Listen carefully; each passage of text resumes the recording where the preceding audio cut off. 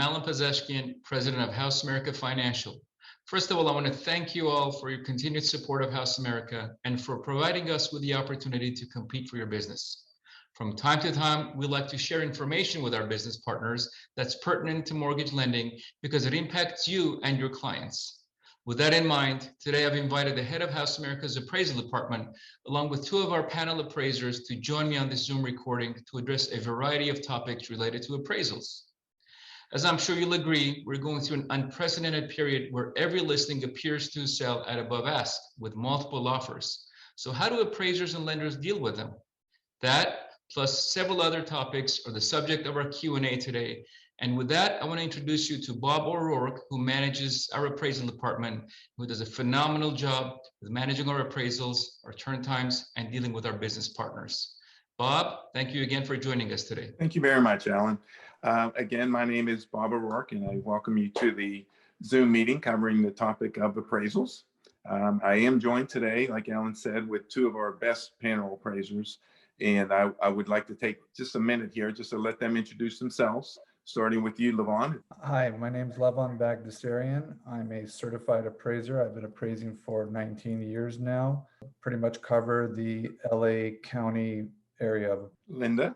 My name is Linda Whittlesey, SRA. I am a certified general appraiser, so I can do commercial as well as residential. I've been appraising for 18 years, and I primarily handle the San Gabriel Valley.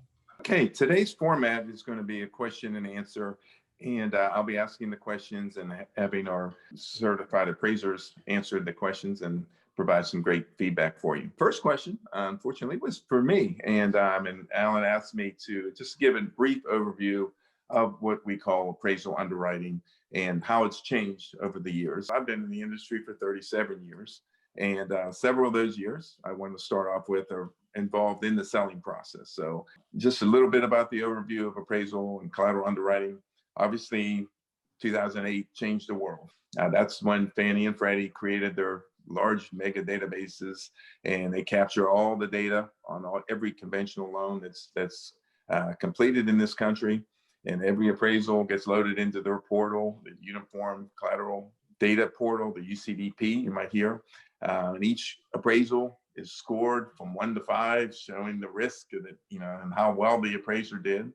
And it looks at everything. It looks at the available comps that the appraiser could have used, looks at their adjustments, their condition ratings, and basically gives it a score to make sure the appraisers are being consistent in their approach. So obviously that is completely different than what was done prior to those days. Also, prior to 2008, the same underwriter, the credit and the appraisal, looked at everything. And then in 2008, they decided to create a position called a collateral underwriter, which only looks at the appraisal. And a lot of these collateral underwriters with these companies are certified appraisers themselves. So they make it even more challenging. So these appraisers are looking at all the data that they have available, all the internet data that they have available, and applying a lot of scrutiny to Levon and Linda's work, and making it a little bit more challenging to get the approval for the appraisal. That being said, I'm going to turn it over to our real experts, our appraisers, and start asking the questions. And the first one is for Levon. Okay.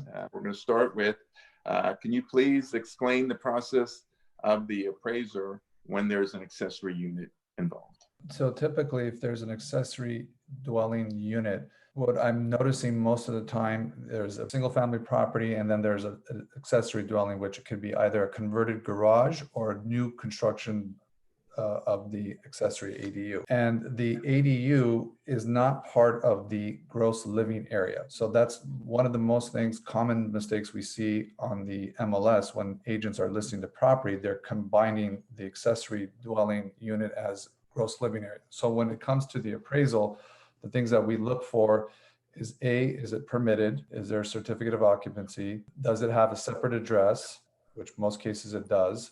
And then also if it has its own electric meter, and then the finishes inside, which could be a kitchen, bedroom, bathroom, living room, etc. The difference with an ADU is that you can legally rent out the accessory dwelling, whereas if it was a guest house or a rec room, you're not allowed to rent that out.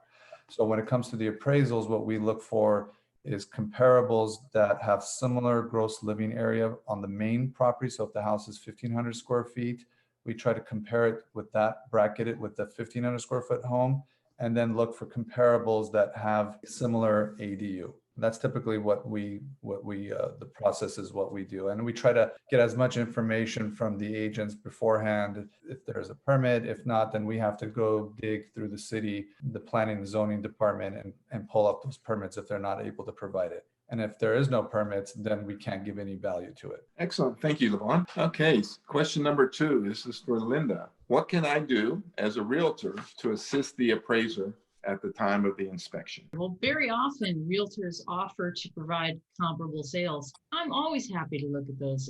You're a market expert. I'd love to see what you're looking at in terms of when you price the property.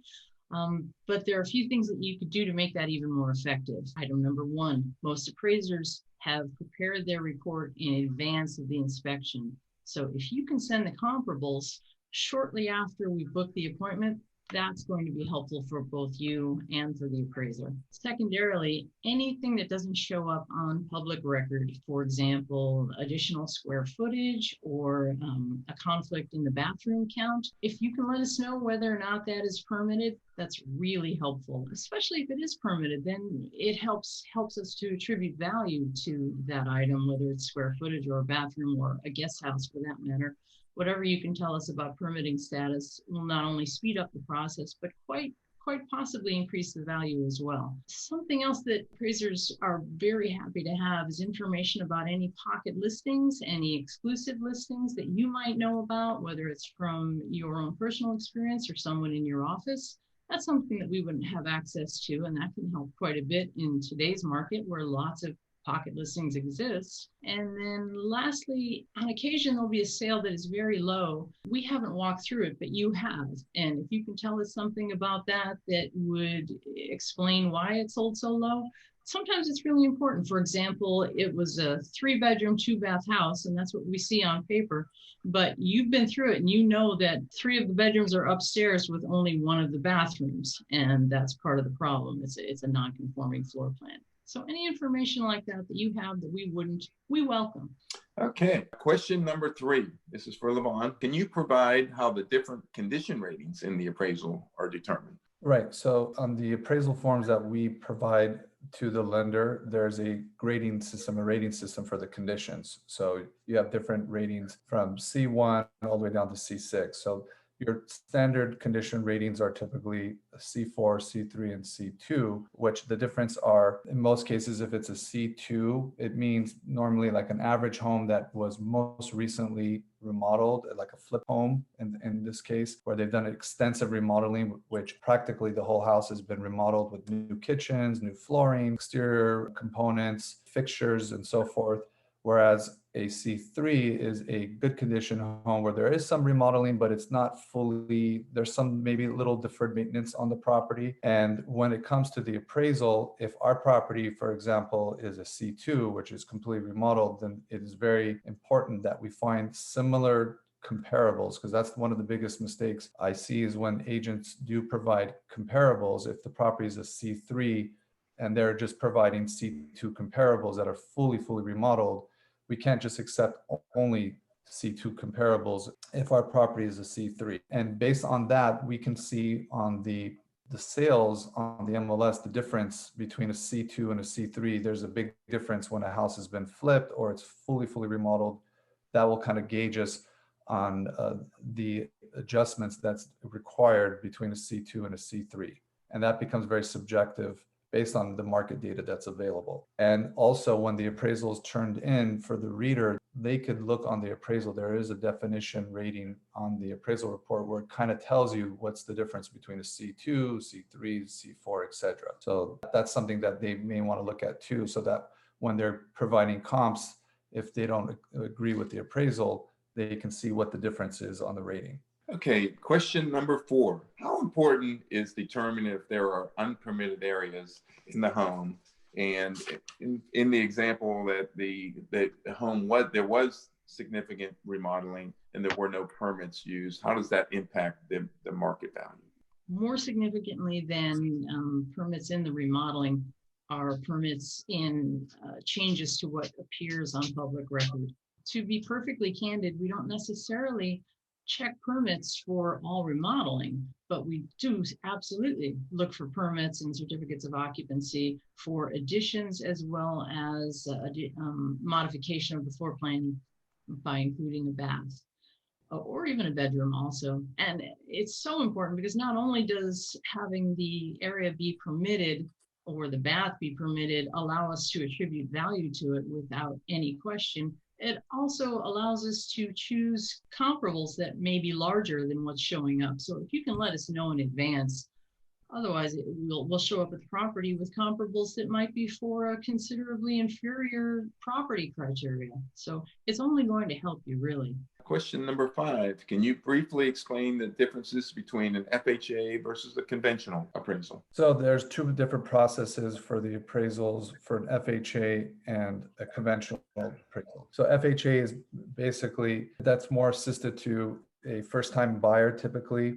And so there's a little more benefits to the buyer end, but when it comes to the appraisal, there's more that is required for the appraiser to inspect. When we're going through an FHA, I always like to try to call the agents or whoever is, or the borrower, whoever is involved on the transaction beforehand to make sure that the water heater is double strapped. So these are the things that we typically look for on an FHA. If there's any deferred maintenance, meaning if there's any paint chipping on the property, those things will have to be remedied and fixed. If the water heater is not double strapped, that will have to be double strapped. You will have to check the heating and cooling, whereas on a conventional appraisal, those things are not always required. Every bedroom will have to have a smoke detector, whereas in a conventional, one smoke detector is sufficient with a carbon monoxide detector. On an FHA, it's required to have also the carbon monoxide, and if it's 2-story home, then you would have to have one on each floor.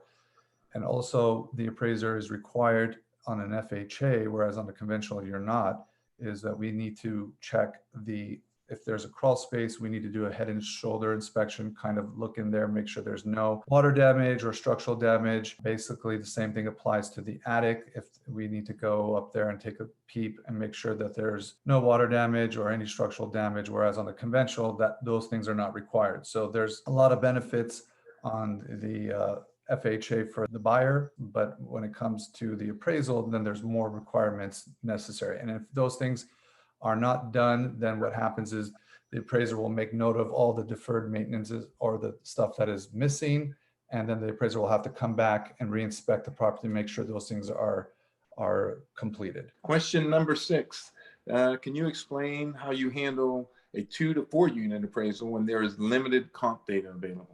Primary difference with a 2 to 4 unit property compared to a condo or single family residence is in sales approaches. And when we're doing 2 to 4 unit properties, we have the secondary comparison that is based on the income, what we call the income approach.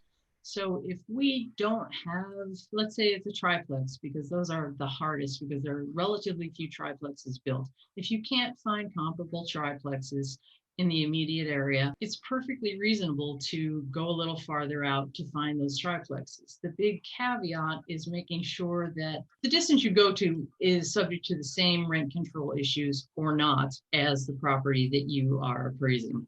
I'm not going to look at a property in Los Angeles and go over the border into Glendale because there's a considerable difference in the rent control in those 2 communities.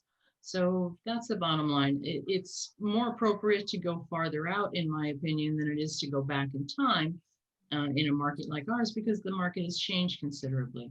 But you just explain what you're doing, you explain that you're not hopping over appropriate comparables, there just aren't any, and you're going farther out and you're making sure that the ones that you're looking at are subject to the same rent control issues, rent stabilization. Okay, question number 7.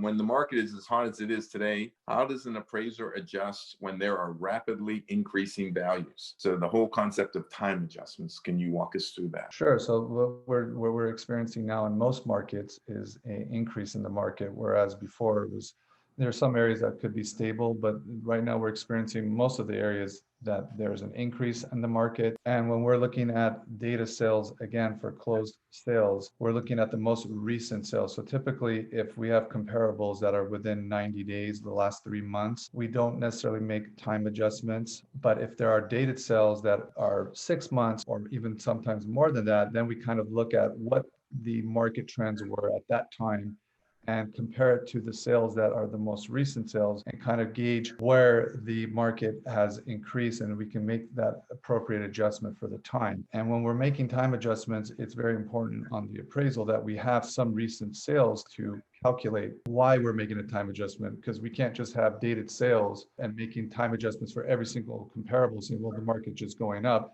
without some sort of data supporting the most recent sales showing that the sales are in an upward trend versus an older sale. So that's kind of how we kind of gauge it based on the older sales versus the most recent sales. Okay, our final question is for Linda. Linda, if you can help us, all of us, when it comes to a value that's below the sales price and a rebuttal is requested, can you give us a little advice on the do's and the don'ts when submitting the reconsideration of value? I think one of the items that I would mention that is often overlooked actually is if you have a difference in condition that is considerable. On occasion, you can actually look at the difference in condition, and if the appraiser has made a very small adjustment for condition and you're looking at the comparables, and you can see that in your estimation, there'd be a considerable difference in what the buyer would pay for an upgraded property versus rather like a C3 versus a C2. Well, feel free to bring that up even if the existing comparable,